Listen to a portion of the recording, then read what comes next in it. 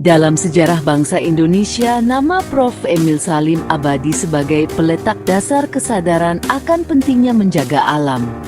Meskipun lahir di Lahat, Sumatera Selatan, beliau adalah sosok yang kental dengan identitas intelektual berdarah Minang. Garis keturunannya berasal dari Nagari Koto Gadang, Agam, gudang pemikir besar tanah air. Sebagai putra pasangan Baai Salim dan Siti Syahzinan, serta keponakan pahlawan nasional Haji Agus Salim, Emil Salim mewarisi tradisi berpikir kritis dan diplomasi khas Minang. Nilai urang awak yang mengutamakan pendidikan membawanya meraih gelar PhD dari University of California, Berkeley, Amerika Serikat.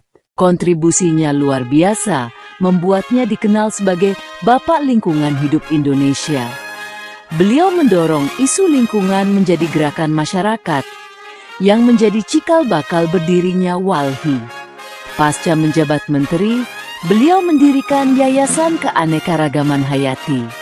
Pengakuan dunia datang melalui penghargaan seperti The Leader for the Living Planet Award dari WWF dan Blue Planet Prize. Tidak hanya pada lingkungan, Emil Salim juga memegang rekor sebagai menteri yang paling lama menjabat secara berturut-turut di Indonesia, selama 22 tahun dari 1971 hingga 1993. Beliau menjadi tokoh tiga zaman yang tetap aktif berkontribusi, termasuk saat memimpin Dewan Pertimbangan Presiden.